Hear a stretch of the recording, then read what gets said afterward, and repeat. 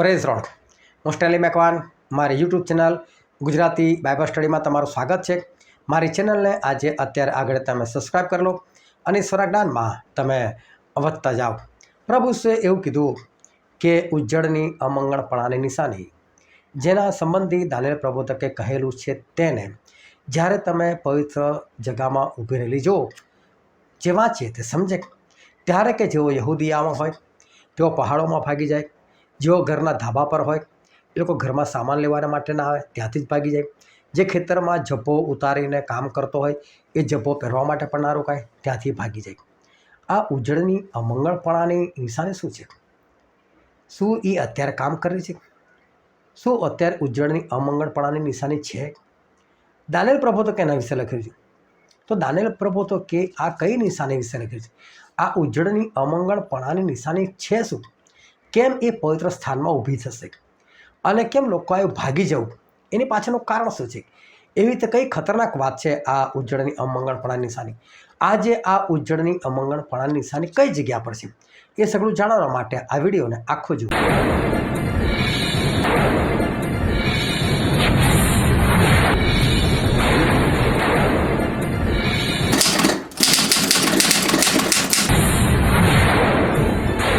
ईश्वर पिता पुष्कळ आभार मानेक कि आज फरीने वखत ईश्वर आपणे जीवता राख्या, ताजगी तंदुरस्ती आपी माटे आपणे ईश्वर पितानी स्तुति करी।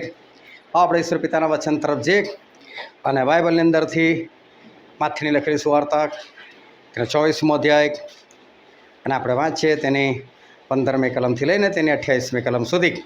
એ માટે ઉજ્જળપણાની નિશાની જે સંબંધી દાનિયેલ પ્રભુએ કહ્યું છે તેને જ્યારે તમે પવિત્ર ઉજ્જળની અમંગળપણાની એ માટે ઉજ્જળની અમંગળપણાની નિશાની જે સંબંધી દાનિયેલ પ્રબોધકે કહેલું છે તેને જ્યારે તમે પવિત્ર જગાએ ઉભેલી જુઓ જે વાંચે તે સમજે ત્યારે જેઓ યહૂદિયામાં હોય તેઓ પહાડો પર નાસી જાય, ધાબા પર જે હોય તે પોતાના ઘરમાંનો સામાન લેવાને ન ઉતરે અને ખેતરમાં જે હોય તે પોતાનું લુગડું લેવાને પાછો ન ફરે।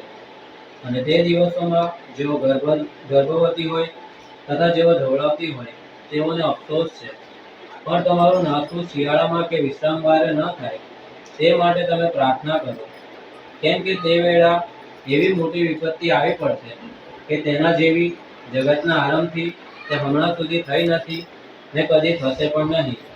અને જો તે દહાડા ઓછા કરવામાં ન આવે તો કોઈ પણ માણસ બચી ન શકે। પસંદ કરેલાઓની ખાતર તે દહાડા ઓછા કરાશે। ત્યારે જો કોઈ તમને કહે કે જુઓ ખ્રિસ્ત અહીં અથવા ત્યાં છે તો તમે માનતા ના, કેમ કે જૂઠા ખ્રિસ્ત તથા જૂઠા પ્રબોધકો ઉઠશે ને એવા મોટા ચમત્કાર તથા અદ્ભુત કૃત્યો કરી દેખાડશે કે જો બની શકે તો પસંદ કરેલાઓને પણ તેઓ ભૂલાવશે। જુઓ મેં અગાઉથી તમને કહ્યું છે, એ માટે જો તેઓ તમને કહે કે જુઓ તે રાનમાં છે તો બહાર ન જતા, જુઓ તે ઓરડીઓમાં છે તો ન માનતા, કેમ કે જેમ વીજળી પૂર્વથી નીકળીને પશ્ચિમ સુધી ચમકે છે તેમજ માણસના દીકરાનું આવું થશે। જ્યાં મુર્દું હોય ત્યાં ગીધો એકઠા થશે। ઈશ્વર પિતાનું વાંચેલું વચન આપણા માટે પુષ્કળ આશીર્વાદિત છે અને ઈશ્વર પિતાનું વચન સત્ય છે અને બાઇબલનું વચન કહે છે તમે સત્ય જાણશો અને સત્ય તમને મુક્ત કરશે। ખૂબ ધ્યાનથી આપણે ઈશ્વરનું વચન સાંભળીએ, સમજીએ, ગ્રહણ કરીએ અને વિશેષ કરીને આપણે એ પ્રમાણે ચાલીએ કે જેથી કરીને આપણા આકાશ રાજ્યના આપણે વારસદાર થઈ શકીએ। એક વખત મિસર દેશનો જે રાજા હતો ફારૂન, એને એક સપના આવ્યું અને સપના આવ્યા પછી એ ભાઈ જાગી ગયો અને હજુ રાત હતી એટલે ફરી વખત સૂઈ જાય છે, ફરી વખત સપનું આવે છે અને ફરી સપનું આવે છે અને પછી જ્યારે જાગે છે ત્યારે બહુ ગભરાઈ જાય છે કે મને આવું સપનું કેમ આવ્યું છે। અને પછી સવાર પડતા એ જાદુગરોને, તંત્ર મંત્ર કરનારાઓને, જ્ઞાનીઓને બધાને બોલાવે છે કે ભાઈ મને સપના આવ્યું છે એનો તમે કંઈક અર્થ મને બતાવો, પરંતુ કોઈ સપનાનો અર્થ બતાવી શકતું નથી। અને એ સમયે રાજાનો જે પાત્રવાહક હતો એ રાજાને કહે છે કે રાજા હું એક ગુના હેઠળ મને તમે જેલમાં નાખેલો, ત્યારે કે જેલની અંદર એક હિબ્રુ છોકરો હતો કે છે અને એ હિબ્રુ જે છોકરો હતો નામ યુસુફ છે અને મને અને પેલા ભઠિયારાને અમને બંનેને સપના આવેલા અને એ યુસુફે અમને સપનાનો અર્થ કરી બતાવેલો। અને એમણે જેવો સ્વપ્નનો અર્થ કર્યો એવો જ અમારા જીવનમાં કાર્ય પણ થયું. તો કે તમે એને બોલાવો, એ તમને સ્વપ્નનો અર્થ કહેશે. અને એટલે રાજા એ સાંભળે છે એટલે એ જેલરને કહેવડાવે છે કે ભાઈ યુસુફ કરીને જે છે એને મારી પાસે મોકલો. હવે યુસુફે તો ઘણા વર્ષોથી કેદી અવસ્થાની અંદર એમને નવડાય ધોળાઈને હજામત કરાવીને સારા કપડાં પહેરાવીને એમને ફારૂનની સામે લઈ જવામાં આવ્યા. અને ફારૂન એ યુસુફને જોઈને કહે છે કે મેં તારા વિશે એવું સાંભળ્યું છે કે તું સપનાનો અર્થ કરી બતાવે છે. અને કહે છે કે ભાઈ સપનાનો અર્થ કરી બતાવો ઈશ્વરનું કામ છે, તું મને ફક્ત સપનું કહે. અને પછી ફારૂન એ સપન એ યુસુફને જણાવે છે. અને પહેલું સપનું એવું હતું કે એમને 7 દુબળી પાતળી ગાયો દેખાય છે અને એ લોકો ચરતી હતી એટલામાં પહેલાં હૃષ્ટપુષ્ટ ગાયો દેખાય છે અને 7 ગાયો દેખાય છે હૃષ્ટપુષ્ટ ગાયો. અને ત્યાર પછી એ ચરતી હતી એટલામાં એની પાછળથી બીજી દુબળી પાતળી એવી 7 ગાયો આવે છે. અને જે દુબળી પાતળી ગાયો હતી એ આ હૃષ્ટપુષ્ટ ગાયોને ગળી જાય છે. અને ગળ્યા પછી પણ એ જેવી હતી એવી જ દુબળી પાતળી જ રહે છે. અને રાજા જાગી જાય છે. રાજા ફરી સૂઈ જાય છે અને ફરી જે બીજું સપનું આવે છે એમાં એમને ખેતરના કણસલા દેખાય છે. અને 7 કણસલા દેખાય છે અને સાથે દાણાથી ભરપૂર હતા. અને હજુ તો એ જુએ છે એટલામાં પૂર્વના વાયુથી ચીમડાયેલા એવા બીજા 7 કણસલા દેખાય છે અને જેની પર દાણા એવું કશું હતું નહીં.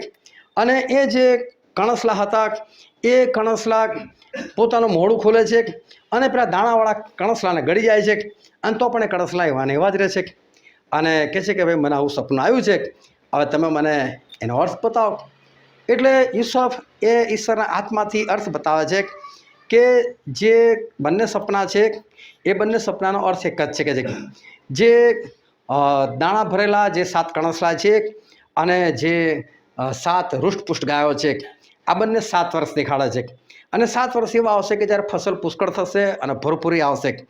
અને એના પછી તું બીજી દુબળી પાતળી ગાયો જુએ છે અને એવા કણસલા જુએ છે જેની પર દાણા નથી. એ તો કહે છે કે દુકાળના 7 વર્ષ છે કે છે. અને લોકો એ કણસલા પેલા બીજા કણસલાને ગળી જાય છે તો પણ એવા ને એવા રહે છે. અને જે દુબળી પાતળી ગાયો એ પણ હૃષ્ટપુષ્ટ ગાયોને ગળી જાય છે પણ છતાં એવી ને એવી રહે છે. એનો અર્થ એવો છે કે જે ભરપૂરી જે છે એ ભરપૂરી દુકાળના સમયમાં દેખાય નહીં કે છે.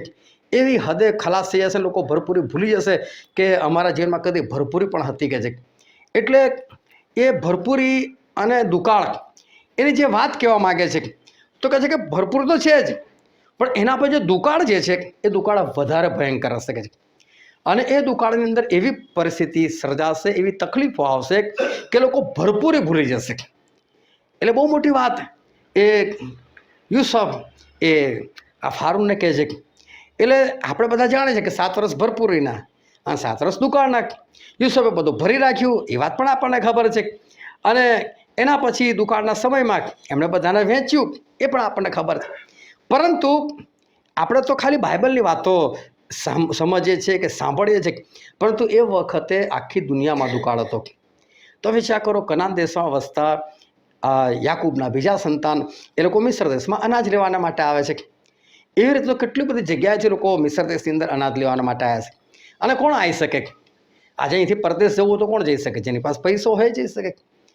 તો પૈસો ના હોય તો શું કરે? તો કેટલા બધા લોકો હશે ને કે જે લોકો એ દુકાળની અંદર મૃત્યુ પામ્યા હશે. કેટલા બધા લોકો હશે એ ભૂખે તરસે તડપીને એ લોકો મર્યા હશે. કેટલા બધા પશુઓ હશે જે લોકોને ઘાસચારો નહીં મળે દુકાળને કારણે અને ખરાબ રીતે મર્યા હશે. માણસો પણ ભૂખ્યા, પશુઓ પણ ભૂખ્યા. પશુઓનો અગ્નિ સંસ્કાર કે એને દફન કોણ કરે? પેલા લોકોને બી તો પેટની અંદર કંઈ પડેલું હોવું જોઈએ. તો એ લોકો પેલા પશુઓને દાટે, કેટલી બધી દુર્ગંધ ફેલાય અને કેટલા બધા કીડા મકોડાઓ અને અશુદ્ધ પક્ષીઓ એ લોકોને ખાવાનું મળે છે. આવી બાબતમાં કેટલી બધી દુર્ગંધ અને કેટલું બધું ખરાબ વાતાવરણ જે છે એ સર્જાઈ જાય. પેલા ભરપૂરીમાં આવું કશું ના થાય. ભરપૂરીમાં બધા ખાઈ પીને મસ્ત હોય એટલે બધું સારું લાગે. અને ભરપૂરી પણ આખી દુનિયામાં હતી અને દુકાળ પણ આખી દુનિયાની અંદર. પણ યુસુફ જે વાત પર ભાર મૂકે છે એ એવું કહે છે કે જે દુબળી પાતળી ગાયો, જે હૃષ્ટપુષ્ટ ગાયોને ગળી ગઈ છતાં એવી ને એવી જ રહી. એટલે એ હૃષ્ટપુષ્ટ ગાયોને ગળી ગયા પછી એ લોકો હૃષ્ટપુષ્ટ થઈ જવી જોઈએ ને, એવું ના થયું. એટલે કે દુકાળની અસર બહુ ભારે રહેશે. દુકાળ બહુ ભારે રહેશે. અને પછી એ આઈડિયા આપે છે કે 7 વર્ષ સુધી કે તમે અનાજ ભેગું કરો કે છે, અને લોકો પાસેથી તમે એકઠું કરો, કોઈ જ્ઞાની માણસે ઠરાવો કે અલગ અલગ જગ્યા પર મોટા મોટા ગોડાઉન બનાવે અને લોકોની પાસેથી એ ઉઘરાઈને તમે 20% ઉઘરાઈને કે 5મો ભાગ ઉઘરાઈને તમે જમા કરો કે છે, એનો હિસાબ કિતાબ રાખો. અને એવો જ્ઞાની માણસ હોય કે જ્યારે દુકાળના વર્ષો આવે ત્યારે ધીરે ધીરે લોકોને વહેંચે. કારણ કે તમે જોજો કે જ્યારે પુષ્કળતા હોય છે ત્યારે તમારે 1 રોટલી 2 રોટલી બગડી જાય, આપણને ચિંતા નહીં હોતી, ફેંકી દઈએ છીએ આપણે બિંદાસથી, ઢોરોને ખવડાવી દઈએ છીએ. અને જ્યારે નથી હોતું ને ત્યારે ખબર પડે છે કે અમે કેટલી વસ્તુ એ બરબાદ કરી નાખી. એની કિંમત ત્યારે સમજાય, પણ હોય છે ને ત્યારે કિંમત નથી સમજાતી. એટલે આ જે યુસુફ જે છે એ આ વાતો પર ખાસ ભાર મૂકે છે કે ભરપૂરીનો સમય છે એનો ખ્યાલ રાખવાનો છે, અને ભરપૂરીના સમયમાં વેડફ્યા વગર એકઠું કરવાનું છે. અને દુકાળનો સમય એટલો બધો ભયંકર હશે કે આ તમે જે બધું ભેગું કરેલું છે ને એ બધું ખલાસ થઈ જશે અને તમને ખબર પણ નહીં પડે, બહુ ભારે પરિસ્થિતિ સર્જાશે. એટલે એમણે જે વર્ણન કર્યું એ એક જ લાઈનમાં વર્ણન કર્યું, પણ જે કહેવા માગતા હતા એની પાછળનો જે અર્થ હતો એ અર્થ બહુ ભયાનક હતો. અને પછી જો તમે ઉત્પત્તિનો 47મો અધ્યાય વાંચો તો એની અંદર જે લખેલું છે કે આ જે મિસ્રીઓ હતા એ લોકોની પાસે અનાજ ખલાસ થઈ ગયું. આપણે ઘણી વખત વચ્ચેની અંદર જોયું છે, મિસ્રીઓની પાસે અનાજ ખલાસ થઈ ગયું. એ લોકોના દેશમાં તો આ બનેલી મોટી ઘટના હતી. અને આખા મિસ્ર દેશમાં એ લોકોને ખબર પડી ગયેલી હતી કે ફારૂન રાજાને 2 સપના આવ્યા, કોઈ અર્થ નથી બતાવી શક્યું, ત્યારે કેદી આવીને અર્થ બતાવ્યો. હવે નાની વાત છે, અત્યારે નરેન્દ્ર મોદીનું સપનું આવે, નરેન્દ્ર મોદી ભલા જ્ઞાનીઓ આખી દુનિયામાંથી ભેગા કરે અને એ સપનાનો કોઈ અર્થ ના બતાવી શકે, અને તિહાડ જેલની અંદર કોઈ કેદી હોય એ આવીને કે આવું થશે ને એને એક ઉપરી બનાવીને મૂકે, તો શું આ ન્યૂઝમાં ના આવે બધું? ભલે એ સમયે અત્યારે જેવી પરિસ્થિતિ નથી કે એવું કોઈ મીડિયા નહોતું, પણ કંઈ ઘટના નાની થોડી હતી. આપણે મૂસાના સમયની વાત કરીએ છીએ તો મૂસાના સમયમાં જે ચમત્કારો થયા એ તો છે કે રાહાબ વેશ્યાને ખબર હતી, આખી દુનિયામાં ફેલેલી વાત હતી. તો એનો મતલબ કે આ વસ્તુ નાની નહોતી કે ના ખબર પડે. અને મિસ્રીઓ પોતે દુકાળના સમયમાં ભૂખે મરવા લાગ્યા અને લોકો ફારૂન પાસે ગયા અને ફારૂનને જેને કહેવાય, ફારૂન અમે કે ભૂખે મરે કે છે, આપણા દેશમાં ના જ છે, ના આપ કે છે, હું કંઈ ના જાણું કે છે, યુસુફ પાસે જાઓ કે છે, યુસુફ તમે જે કે પ્રમાણે કરો. યુસુફ પાસે જાય તો યુસુફ કે પૈસા આપો તો આપો કે છે. વિચાર કરો, એ લોકોનું જે નાચ છે, ટેક્સ તરીકે ઉઘરાયેલું છે. પણ આ લોકોને એટલી તો ખબર હોવી જોઈએ ને કે 7 વર્ષ સુધી દુકાળ છે તો અમે એટલું તો ભેગું કરી રાખીએ કે 7 વર્ષ સુધી અમને કામ લાગે. આ લોકોએ થોડું ખલાસ કરીને એ લોકોએ માગવા જવું પડે એવી પરિસ્થિતિ આવે. એ લોકોને તો એડવાન્સમાં ખબર છે અને છતાં લોકો પૈસા આપીને ખરીદવું પડ્યું. વરસ ચાલ્યું અનાજ, ફરી પાછા ગયા. યુસુફ કે કામ કરો, તમારા ઢોર આપી દો કે છે, ઢોરના બદલામાં આવો કે છે. ઢોર વેચાતા લીધા, એના બદલામાં અનાજ આપ્યું. એના પછી એ બી ખલાસ થઈ ગયો કે તમે જમીનો આપી દો કે છે. અને કોઈની પાસે જમીન સુદ્ધા ના રહે, બધાએ જમીન યુસુફને આપી દીધી અને યુસુફે ફારૂન માટે ખરીદી. વિચાર કરો કે દુકાળની પરિસ્થિતિ કેવી ભયંકર હતી કે જે લોકોને ખબર હતી ને છતાં એ લોકો ભયંકર પરિસ્થિતિમાં મુકાઈ ગયા અને એ લોકો ગુલામ બની ગયા, કારણ કે બધું જ એમનું બરબાદ થઈ ગયું. હવે 7 વર્ષ પછી કોઈ ફરી ભરપૂરી આવે કે ફરી પાછો વરસાદ વરસતો થાય, પણ કોઈ પાસે જમીન હોય તો રોપે ને, પૈસા હોય તો કશું ખરીદે ને, ઢોર હોય તો કશું કરે ને, કશું જ નહોતું રહેવાનું કોઈ પાસે. બધા ગુલામ બની ગયેલા. એટલે કેવી હાલત હતી, કેવી પરિસ્થિતિ હતી એ બી ક્યારે જાણ્યા પછી. અને યુસુફ એ સપનાની અંદર આ જ વાત કહેવા માગતા હતા કે દુકાળની પરિસ્થિતિ એ ભરપૂરી કરતાં વધારે ભયંકર હશે. કેમ કે એમણે જે 7 ગાયો જોઈ કે એવી ને એવી જ રહી અને જે 7 કણસલા એવા ને એવા જ રહ્યા. એની પરથી એમણે જે અર્થ કાઢ્યો એ અર્થ જોરદાર હતો. અને આ ખરેખર આ વસ્તુને સમજવા જેવી છે. અને પ્રભુ શું જ્યારે પૃથ્વી પર આવ્યા અને પ્રભુ શું પૃથ્વી પર આવ્યા ને અને એક દિવસ એમણે બધા લોકો સાથે દ્રષ્ટાંતોમાં વાત કરી. આ દ્રષ્ટાંતોમાં વાત કરતાં કરતાં શું કીધું, વાવનાર કે છે બીજ વાવવાના માટે બહાર ગયો કે છે અને કેટલા બીજ રસ્તાને કિનારે પડ્યા અને પક્ષીઓ આવીને એ તો ખાઈ ગયા કે છે. કેટલા બીજ જે હતા એ તો કે પથ્થરવાળી ભોંય પર પડ્યા કે છે, એટલે નીચે પથ્થર અને ઉપર હલકી હલકી માટી, એટલે માટી ઉપર જતી એટલે તરત જ ફણકો ફૂટી ગયો અને છોડવો થઈ ગયો, પણ સૂરજ બહાર નીકળ્યો તો નીચે કશું પાણી જેવું કશું હોવું જોઈએ ને, નીચે જળ તો જવી જોઈએ, નીચે તો પથ્થર હતા એટલે જળ હતી નહીં અને તરત જ કરમાઈ ગયા લોકો. અને અમુક બીજ પડ્યા એ તો ઝાડી ઝાંખરાની અંદર પડ્યા, અને ઝાડી ઝાંખરાની અંદર પડ્યા તો વધ્યા તો ખરા, પણ ઝાડી ઝાંખરા એ વધ્યા, પણ એ લોકો એના કરતાં વધારે વધ્યા ને એને દાબી દો, ચાલ તારે નહીં વધવાનું, અમારે વધવાનું છે. તમે જો ખેતરની અંદર રોપ્યા પછી છે ને થોડા દિવસ પછી એ મજૂરો જાય ત્યાં આગળ અને નિંદામણ કહેવાય, જે ખોટું ઘાસ ઉગી નીકળેલું ને એ બધું ઉખેડી નાખે. કેમ? એનું પાણી, એનું ખાતર એ બધું ચૂસી લે. એ તો જે બીજ વાવેલું છે એના માટે છે, અને આ તો એમને ઉગી નીકળેલા હોય ને બધું ખાઈ જાય તો પેલાને પોષણ ક્યારે મળે? એટલે લોકો મહેનત કરે અને નિંદામણને કાઢીને ફેંકી દે. તો આ બધું જે હતું બધું ઝાડી ઝાંખરા એ લોકો વધારે વધી ગયા અને પેલાને દાબી દીધું અને લોકોને ફળ ના આવ્યું એવું બાઇબલ કહે છે. પણ કે કેટલાક બીજ કઈ પડ્યા? તો કે સારી ભૂમિમાં પડ્યા. હવે જ્યારે આવું દ્રષ્ટાંત કહે ને તો પહેલાં તો આપણને વિચાર આવે, આ વાવનાર મૂર્ખો હતો કે રસ્તાને કિનારે નાખી દીધા ત્યાં ઉગવાના છે? આ વાવનાર જે છે મૂર્ખો હતો કે પથ્થરવાળી ભોંય પર નાખી દીધા? આ વાવનારે ખબર નથી આ ઝાડી ઝાંખરા છે એમાં તો બી વવાય રોપાય? શું કોઈ ખેડૂત કદી આવું કરે છે? કદી નથી કરતો. પણ પ્રભુ આ વાર્તા દ્વારા, આ દ્રષ્ટાંત એટલે જાતની વાર્તા, અને વાર્તા દ્વારા કંઈક કહેવા માગતા હતા. બધા તો સાંભળી જતા રહ્યા, અને કેટલા લોકો તો ઘરે જઈને વાત જવા દો ને, ટાઈમ વેસ્ટ થઈ ગયો, વાર્તા બી નહીં આવડતી કહેતા. હવે કોઈ ખેડૂત જો તમે રસ્તાના કિનારે નાખી દે, આ એ બધી પેલો વાતો કરો, ખબર નહીં પણ ટોળું કેમ થાય છે, જતા રહ્યા પાછા ઘરે. પણ શિષ્યોને ખબર કે પ્રભુ શું એમ તેમ વાત ના કરે. ઓ પ્રભુ, અમને તો દ્રષ્ટાંતનો અર્થ કહો કે છે. એટલે પ્રભુ કે સારું તમને કહું, પણ તમને તો દ્રષ્ટાંત વગર ખબર પડવી જોઈએ કે છે. આ તો દ્રષ્ટાંત તો પેલા લોકો માટે છે. તો કહો ભલે ગમે તો હમણાં તમે દ્રષ્ટાંત કીધું અમને કહો કે છે. એટલે પ્રભુ શું કહે છે કે વાવનાર જે છે ને મનુષ્ય પુત્ર, એટલે પોતાની વાત કરે છે.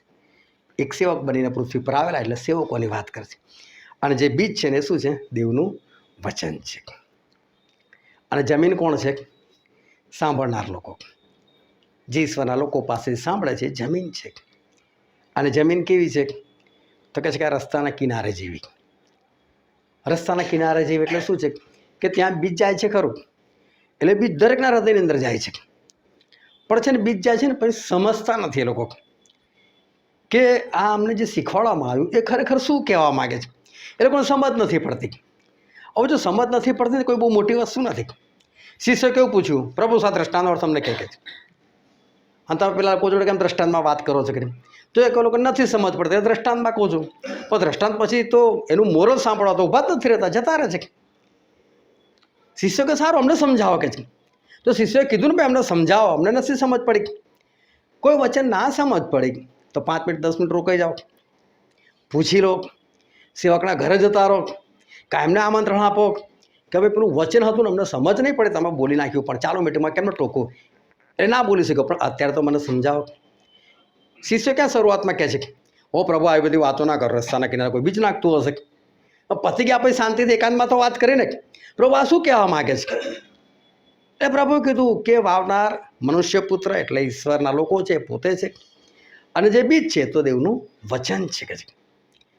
અને દેવનું વચન જ્યારે કોઈ સાંભળે છે પણ સમજતો નથી કે છે, ત્યારે શેતાન આવીને છે ને એના હૃદયમાં જે છે એ બાઇબલમાં એવું લખેલું છે, છીનવીને લઈ જાય છે. ચોરી કરીને છીનવીને લઈ જાય છે. એટલે છીનવું અને ચોરી કરવી બેની અંદર બહુ ફરક છે. ચોરીમાં કેવું કે માણસ સૂતો ને ત્યારે ચોરી કરીને ધીરે લઈ જાય, પણ જાગે તારે ખબર પડે કે મારું આ વસ્તુ કઈ જતી રહી. અને છીનવીને લેવું એટલે થપ્પડ મારીને હાથમાંથી લઈ જાય છે, લાય. અને બાઇબલ એવું કે જ્યારે માણસ નથી સમજતો ને ત્યારે શત્રુ શેતાન મારીને લઈ જાય છે, ચલાય. આપણે સમજો નહીં તારે ને, પણ એણે જઈને એ સેવકને પૂછી લીધું હોય કે સેવક મને બતાવો ને આ વચન શું છે, મને નથી સમજ પડતી. પૂછી લીધું તો ના યાદ રહી જાય. એ સમજ પડી યા તો ના ખબર પડે કે હા વચન હવે મને સમજ પડી ગઈ. એટલે સમજ પડેલું વચન જે છે એ શેતાનની કદાચ તાકાત નથી, પણ પેલો ના સમજો એટલે શેતાન છીનવીને લઈ ગયો. તમે જોજો જે વસ્તુ તમે ના સમજો ને અને તમે કોઈને પૂછો બી ને તો 1 દિવસ 2 દિવસ 4 દિવસ પછી જતું રહે વચન, એ હૃદયમાંથી ખલાસ થઈ જાય. પછી તમે ભૂલી જાઓ કે ભાઈ વચન શું હતું ને શું નહીં. બીજું વચન ક્યાં આગળ પડ્યું તો કહે છે કે પથ્થરવાળી જમીન પર. પણ આ બધા માણસોની વાત છે, સાંભળનારાઓની વાત છે કેટલા માણસો હૃદય છે ને પથ્થર હૃદયના હોય, અને પથ્થર હૃદયના એટલે કેવા પહેલેથી જ પોતે માની લીધેલું હોય કે આવું છે એટલે આવું જ છે બસ. અને એ લોકોને કંઈક નવી વાત જાણવા મળે, કંઈક શીખવા મળે, કંઈક સમજવા મળે. ના યાર, આવું કંઈ આપણે કદી સાંભળ્યું જ કે ત્યાં જાઓ. તમે જો પ્રભુના ઉપદેશ સાંભળી ગયા, કોઈ આવું કદી બોલ્યું જ કે હા કેમ આવું બધું બોલે છે કે. એટલે પથ્થરવાળા એવા લોકો છે કે જે લોકો વચન સ્વીકારવા તૈયાર નથી, અને સ્વીકારશે તો કેવું, હા બોલ્યો, સરસ બોલ્યો, સરસ બોલ્યો, પણ પછી પેલો પથ્થર છે અંદર, અને પથ્થર છે એટલે વચનના અંદર ઊંડા ઉતરવા જ નહીં દેતા એ લોકો. પણ વચન શાના માટે છે? એને અંદર ઉતારો હોય, એને ગ્રહણ કરો એના માટે. એટલે શરૂઆતની જ્યારે આપણે પ્રાર્થના કરતા હોય છે વચન માટે, ત્યારે કોઈ પણ હોય પણ આ શબ્દો બોલે છે, અમે એને ગ્રહણ કરીએ, અમે એને માનનારા થઈએ. એટલે વચન કંઈ એમને નહીં હોતા, એને ગ્રહણ કરો એટલે અંદર ઊંડા ઉતારવા જોઈએ. પણ પથ્થર હોય તો અંદર શું ઉતરે? પહેલેથી જ બધી માન્યતા ભરેલી હોય તો અંદર શું ઉતરે? એટલે ઉપર ઉપર હતું ને એટલે ફટદીને ઉગી તો નીકળે, પણ સહેજ સૂરજ નીકળ્યો, એટલે કે તડકો લાગ્યો, ગરમી આવી, એટલે કે સહેજ સતાવણી થઈ. આ બહુ ધ્યાનથી સમજજો, આવા લોકોની સતાવણી કદી શેતાન કરતો પણ નથી. જે ઉપર છેલ્લો છે એને શું શેતાન સતાવણી કરે? પણ આ તો ખાલી છે ને વચનને લીધે આવતી છે તકલીફો છે બસ. એને ખબર છે કે પ્રભુ શું બીમારી મને સાજા પણ આપે. ચલો એક ઉદાહરણ લઈએ. પણ તાવ તો 2 દિવસથી મળતો નથી, એટલે મરી ગયા તો હટાવો, જાઓ દવાખાને, લાવો દવા. એ ગભરાઈ જાય છે, જળ નથી પકડતું. અરે પ્રભુ 4 દિવસ આવશે, 5 આવશે તો ખરા ને. કદી કદી જ્યારે લાજરસ ઈશ્વરની રાહ જોતા હતા, છેલ્લે મરી ગયા, પણ દવા ખાવાના ખાની વાત ના કરી. એ તમે ધ્યાનથી વાંચજો યોહાનનો 11મો અધ્યાય, તો તમને ખબર પડશે. કેમ કે બંને બહેનોનો વિશ્વાસ થતો, અને પ્રભુ એવું કીધેલું કે મારી પર જે વિશ્વાસ કરે છે તે જો કે મરી જાય તો સજીવન થશે. એટલે મરેલા મુર્દા છે ને એ જ જીવતા થાય, કે જે ઈશ્વર પર આધાર રાખીને મરી ગયા હોય. બાકી જે હિંમત હારીને દવાખાને જઈને પછી મર્યા હોય ને એ કંઈ સજીવન ના થાય. આવા લોકો સજીવન થાય જે વિશ્વાસથી મરી ગયેલા છે. ના મારા પ્રભુ મને બચાવશે, ના મારા પ્રભુ મને બચાવશે, એ લોકો. એટલે લાજરસ વિશ્વાસમાં મૃત્યુ પામ્યા તો જીવતા થઈ ગયા.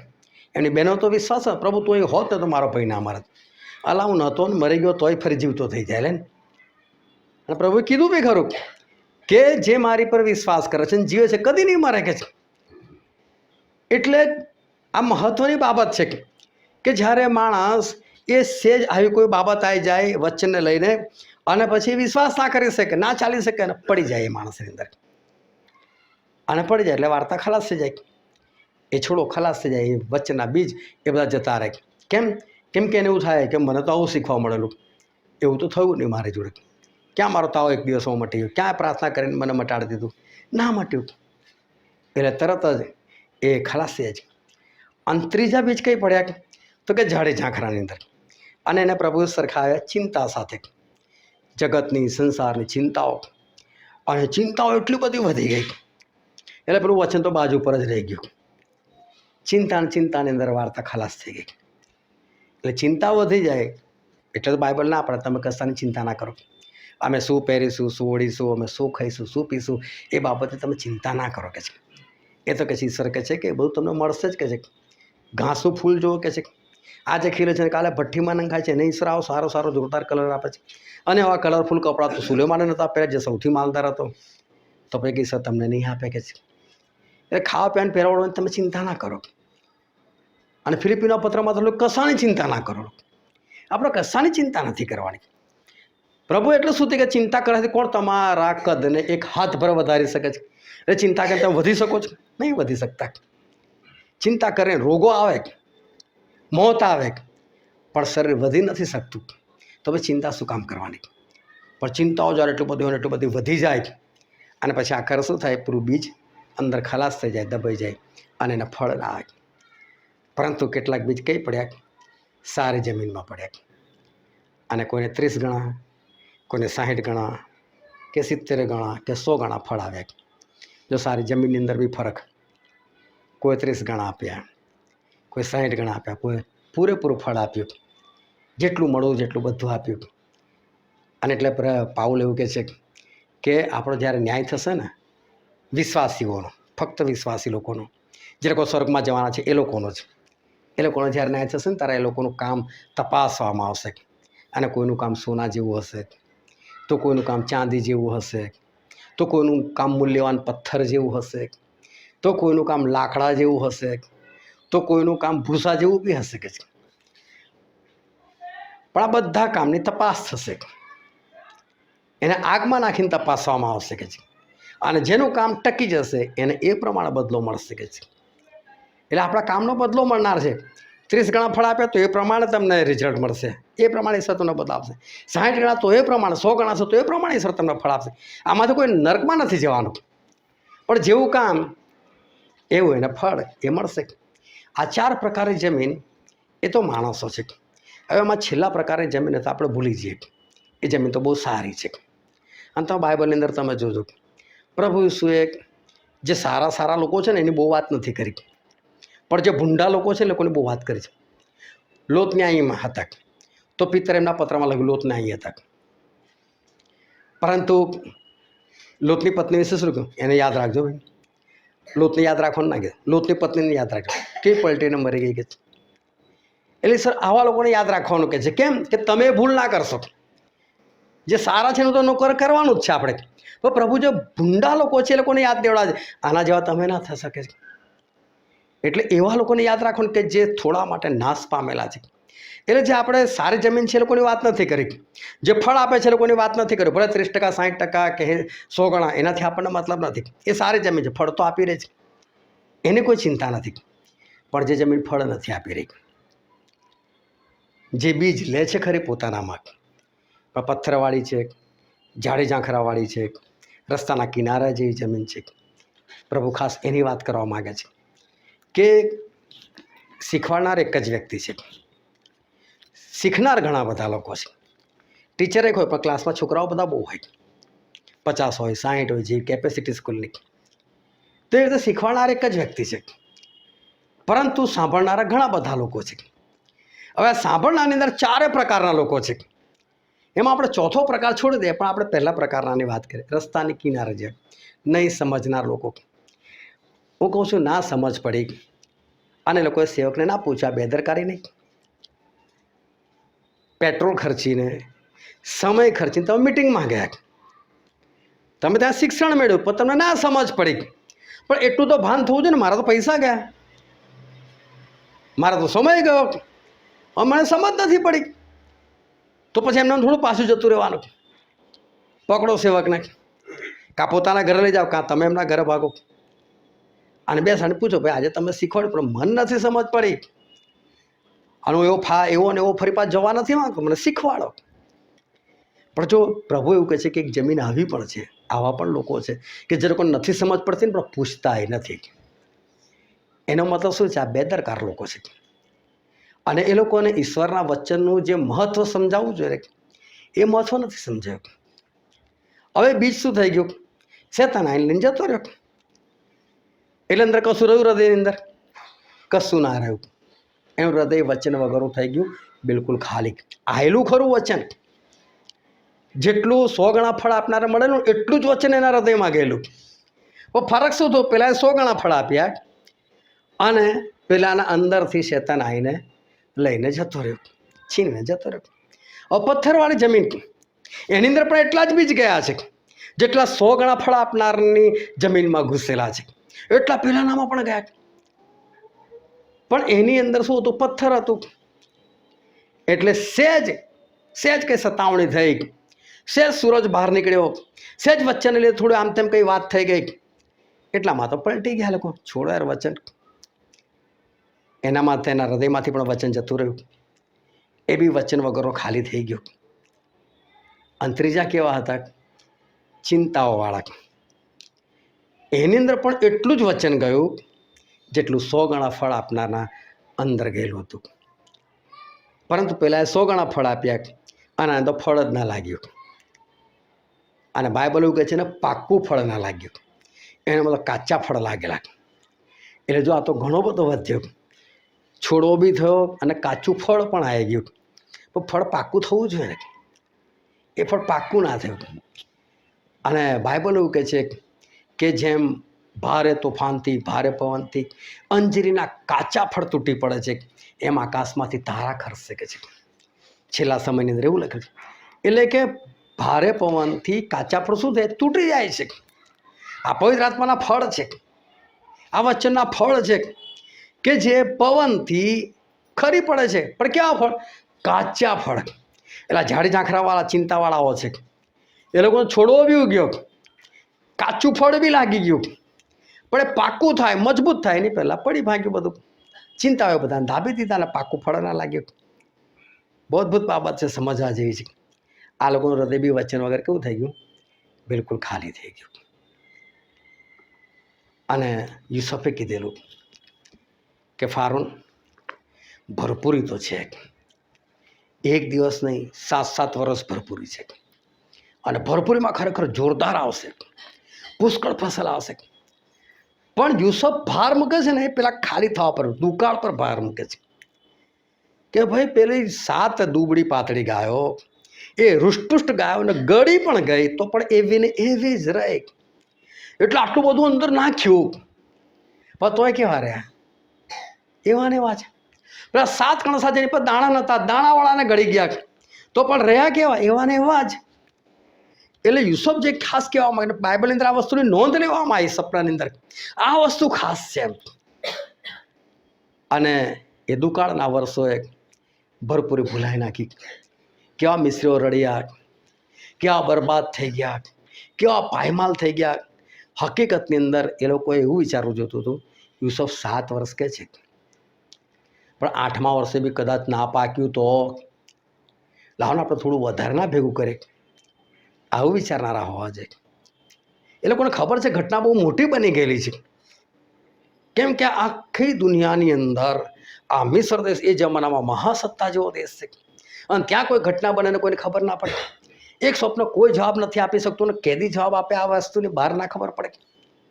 અને રોજે રોજ આ યુસુફ બહાર નીકળે છે ને જે બી ફસલ આવી છે એ ઉઘરાઈને એ ગોડાઉનમાં ભરે છે. કેટલા બધા માણસોની ભરતી કરવામાં આવે, નોંધ કરવાની, નોંધ કરો તો હલચલ ના મચી જવી જોઈએ. તો હલચલ મચી જ હોય, બધાને ખબર જ હોય. પણ છતાં મિસ્રીઓ ભૂખે મર્યા. એનો મતલબ ભરપૂરી જે છે ને બધી ખલાસ થઈ ગઈ લોકોના જીવનમાંથી, બધું ખલાસ થઈ ગયું.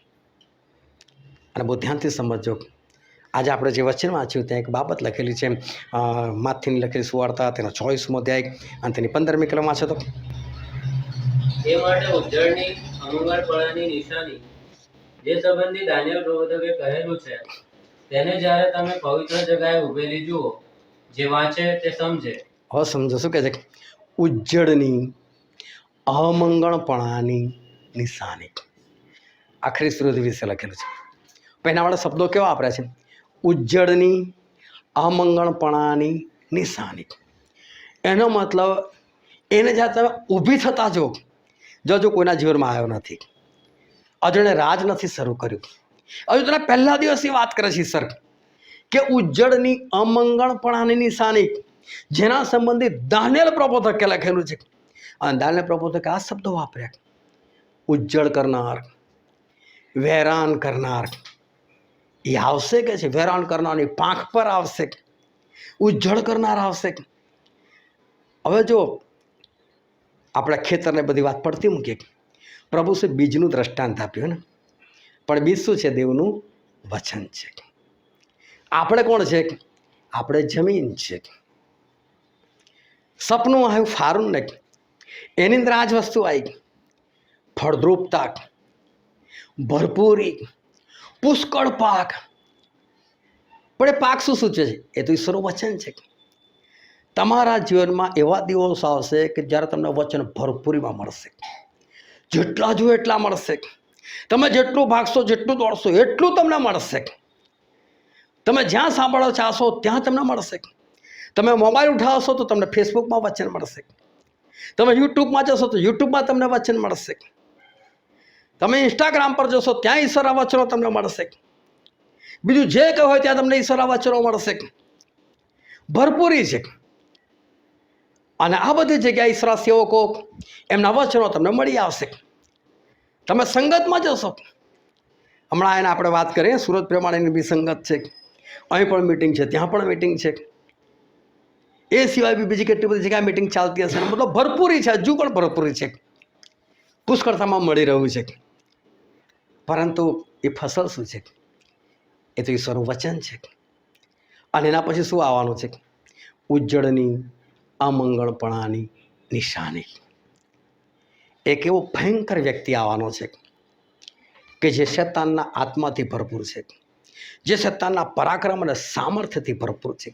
અને એ માણસને, એ ખ્રિસ્ત વિરોધીને પ્રભુ ઈસુ ખ્રિસ્તે જે શબ્દ આપ્યો છે ઉજ્જળ અમંગળપણાની નિશાની. તો એ શું ઉજ્જળ કરશે? એ લોકોના જીવનમાંથી શું હટાવી લેશે? ઈશ્વરનું વચન હટાવી નાખશે.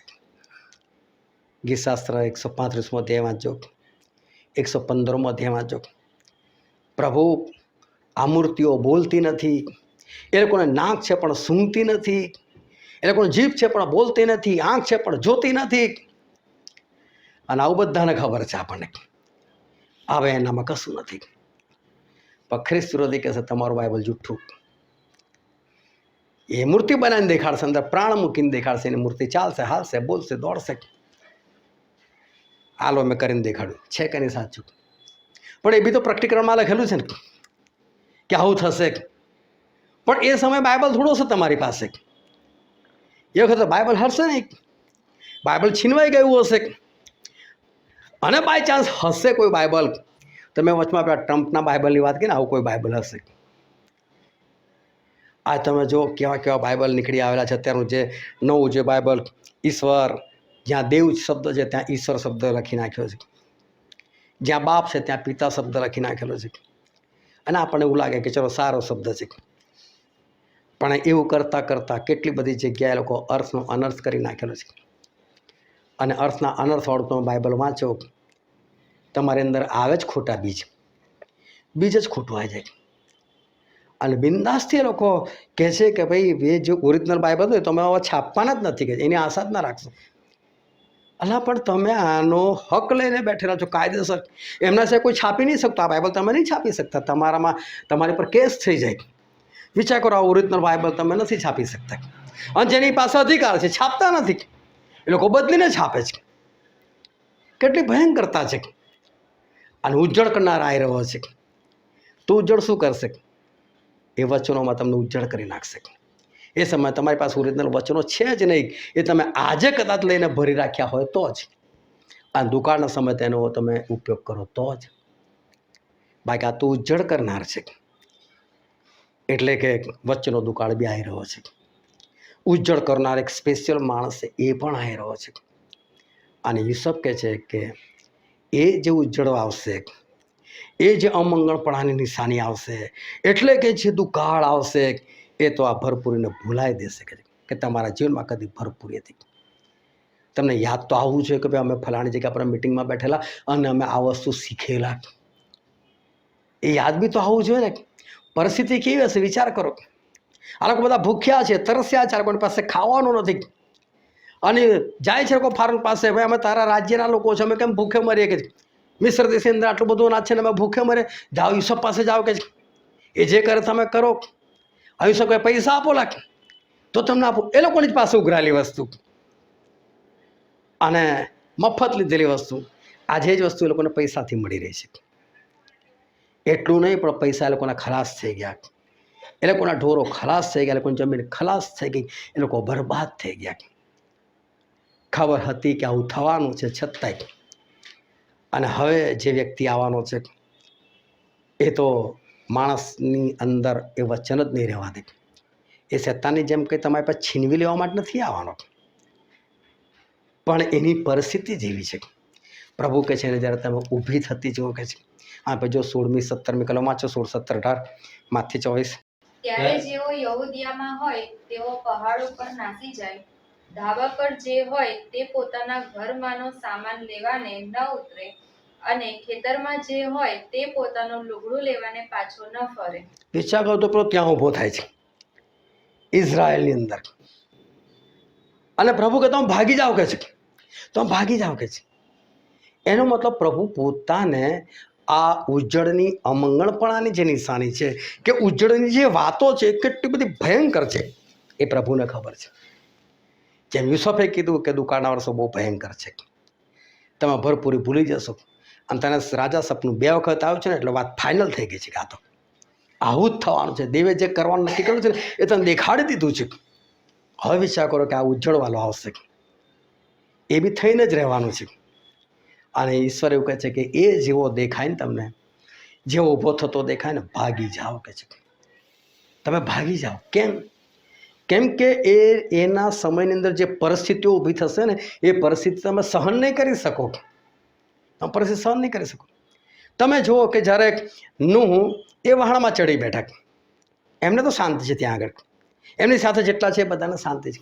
પણ પૂછું ધમધમાઈને વરસાદ પડતો હોય, તમારે પાણી વધ્યા કરતું હોય, તમને શું યાદ આવે? ચલો તમે કશું યાદ? હું તમને આજની તારીખની વાત કરું કે જ્યારે તમને તાવ આવે છે, જ્યારે તમને ખાંસી ચડી જાય છે, જ્યારે તમને કોઈ બીમારી આવી જાય છે, તમારા મનમાંથી બધા વચનો જતા રહે છે, તમે ગભરાઈ જાઓ છો. હવે શું કરું? હા દવાખાને જો, પેલી ગોળી લે લો, આ લો, પેલું લઈ લો.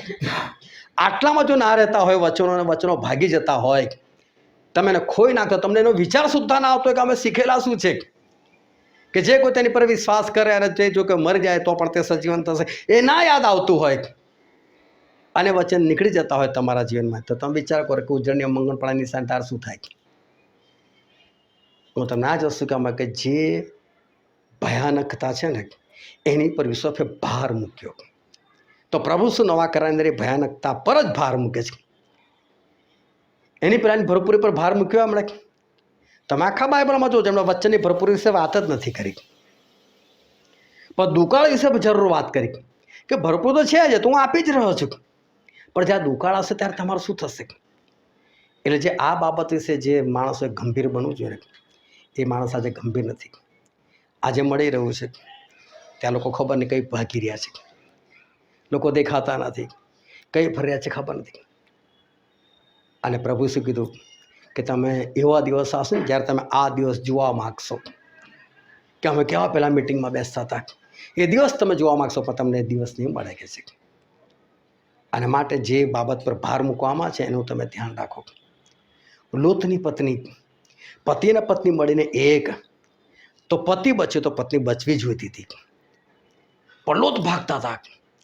લોતની બંને છોકરીઓ ભાગતી હતી અને પેલી પત્ની પાછળ ચાલતી ચાલતી આવતી હતી. લોતથી જોવાય એમ પણ નથી કે મારી પત્નીનું શું થયું. પ્રભુએ ના પાડી, પાછળ જોતા નહીં. વિચાર કરો કે શું એ લોત જ્યારે ભાગે છે એમને વિચાર નહીં આવ્યો હોય કે છોકરીનો અવાજ સંભળાય છે કે મારી જોડે છે પણ મારી પત્ની દેખાતી નથી, પણ પાછળ જો શું થાય? વિચાર કરો, પત્નીની પરવા કરી? ભલે વિચાર આવ્યા હશે, કદાચ ફિકર થયો હોય કે મારી પત્નીનું શું થયું. એ છે ગુફામાં ઘૂસી ગયા ને પછી પલટીને જો તારી માં ખલાસ. વાંચજો બાઇબલની અંદર, લોત રડ્યા, એ છોકરો રડી. એવા દિવસો આવશે ને રડી નહીં શકો તમે. આ આગ પડતી હોય ભયંકર, શું યાદ આવે તમને? કશું જ યાદ ના આવે. અને પેલી એવા સમયે પલટીને જુએ છે, જોવા તો તે ભાઈ શું થઈ રહ્યું છે. અને માટે ધ્યાન પ્રભુએ એ સ્ત્રીને યાદ કરી. આને તમે યાદ રાખજો કે છે લોતની પત્નીને યાદ રાખજો. બોલો, લોતનું નામ ખબર છે આપણને, લોતની પત્નીનું નામ પણ બાઇબલમાં લખવાની પણ ઈશ્વરે એ પરવાને છે. એનું નામ શું લખવાનું? નહીં લખવાનું નામ. અરે પલટીને જોતી એના નામ લખવાના. અને માટે ધ્યાનથી સમજો કે યુસુફ એ જ વસ્તુ પર ભાર મૂકે છે, દુકાળની પર. એ સમયે હાલત બગડી જશે. પ્રભુ શું જ કહે છે કે ઉજ્જડની અમંગળપણાની નિશાની આવશે ને ત્યારે પ્રોબ્લેમ થઈ જશે તમને. ભાગી જજો તમે લોકો, એ બહુ ખરાબ સમય છે, ભાગી જજો. આવા સમય હું તમને કહું ને કે વચનો નહીં યાદ આવે તમને, પણ એના માટે શું કરવું પડશે? અત્યારથી તૈયાર થાવ. 3 પ્રકારની જે જમીન છે ને એમાંથી બહાર આવો. એ પથ્થરવાળી ભોંય, એ આ ચિંતાઓવાળી વસ્તુ, અને જે રસ્તાની કિનારે પડેલી વસ્તુ. ના સમજ પડે, સ્પેશિયલ સમય કાઢો અને સમય કાઢીને તમે શીખો એના વિશે. જાગૃત થાઓ કે આને મારે લેવાનું છે, કંઈક એક સમય નહીં હોય, અને જે દિવસે નહીં હોય એ દિવસે પેલો ઉજ્જડવાળો આવશે. એ દિવસ જે તમારી પાસે ને એ પણ લઈ લેશે. કહે છે ને પ્રભુ, જેની પાસે છે એને હજુ પણ આપવામાં આવશે, અને જેની પાસે નથી એની પાસે જે છે ને એ પણ જતું રહેશે. એટલે આને છે ને ભરપૂરમાં મેળવવું બહુ જરૂરી છે. આપણું હૃદય ઉપરથી લઈને નીચે સુધી ભરેલું હોવું બહુ જરૂરી છે ઈશ્વરના વચનથી. કારણ કે ઉજ્જળની અમંગળપણાની નિશાની આવી રહી છે. પ્રભુ કહે છે એ દિવસે કહે છે, કોઈ તમને એવું કહે ને કે જંગલમાં છે તો કે ના જ શકે છે, જે આપણે વચન વાંચીએ એમાં લખ્યું. એ સમય તમને કોઈ કહે ને કે ઓરડીમાં બેઠો છે તો કે ના જશો. આજે બી જાઓ સાઉથની અંદર ઇમાન્યુએલ ચર્ચ છે, ગૂગલ પર ખાલી સર્ચ મારો તમને એડ્રેસ મળી જશે. એ લોકો બિંદાસથી કહે છે અમારે ત્યાં ઈસુ આવી ગયા છે કે છે, અને અમારે ત્યાં રૂમમાં બેઠેલા છે કે છે. આવીને જો રૂમમાં કે છે તાળું માણીને રાખે છે. ઈસુને જોયા પછી કોઈ જીવતું ના રહી શકે. તમે કહેતા હોય તો તાળું ખોલી આપું, જાઓ અંદર જઈને જો. આ લોકો બીક ના મારે જતા નથી. અને આઈને જે વાત તો શું ત્યાં તો પવિત્રતા છે, શું ત્યાં તો પવિત્રતા છે. મેં લોકોને પૂછ્યું, મને કે તમે અનુભવ શું થયો? તો કહો એ તો ખાલી વિશ્વાસ જ કરવાનો આપણે અનુભવનો. અરે પણ તમને થયું શું એ તો કહો. તમે ત્યાં એવી કઈ વસ્તુ જોઈ કે જ્યાં તમને લાગ્યું કે ખરેખર પ્રભુ સુંદર છે, અને જેનો આકાશોનો આકાશ સમાવેશ ના કરી શકે એને તમે એક રૂમમાં બંધ કરી રાખી શકો છો. બાઇબલ શું કહે છે? પ્રભુ શું ક્યાં બેઠા છે? પિતાને જમણે હાથે બેસીને હજુ પણ આપણે સારું મધ્યસ્થતા કરે છે. મેં વચન દેખાડ્યું, મેં કહું બાઇબલમાં તો આવું લખ્યું, કઈથી તમારે ત્યાં આવી ગયા? એ તો પિતાને જમણા હાથે છે. વિશ્વાસ કરવાનો આપણે કે વિશ્વાસ કરવાનો આવી ગયા છે કે છે. એટલે આપણે બાઇબલમાં આવું પણ લખેલું છે કે કોઈ એવું કહે ને કે જંગલમાં છે તો ના જતા, ઓરડીમાં છે તો ના જતા. અમે કેમ માને તમારી ઓરડીમાં છે એવું કેમ માની લે? એક જણે મેં સ્પેશિયલ વિડીયો બનાવીને મોકલ્યા, અને એના મને પેલું ઇમોજી મોકલ્યું હસતું એમ, જોશ જોશ ત્યાં એટલે પેલી મજાક ઉડાવે ને કે આને કંઈ ખબર નહીં પડતી.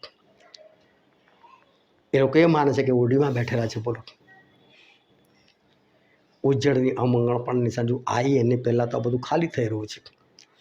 આ બધા વચનો કઈ છે એમના જીવનની અંદર. તો પછી વિચાર કરો કે આપણે એનાથી કેટલું ભરાવાની જરૂર છે. આપણે કેટલું બધું આ વચનની ભરપૂરીની, સચ્ચાઈની ભરપૂરી આપણે પ્રાપ્ત કરવાની જરૂર છે. આ ગુલ્લા મારીને કશું નહીં થાય. આ સમય છે અત્યારે એકઠું કરવાનો. એ યુસુફના જમાનામાં, ફારૂનના જમાનામાં એ મિસ્રીઓ જે ભૂલ કરીને ભૂલ તમે ના કરો. અત્યારે સમય છે પુષ્કળતામાં લેવાની જરૂર છે, દાબી દાબીને ભરવાની જરૂર છે. એટલે સુધી કે યુસુફે હિસાબ કરવાનું મૂકી દીધું, ભાઈ કેટલું લખીએ. તમે બી એટલું ભેગું કરો કે હિસાબ જ નહીં રાખો.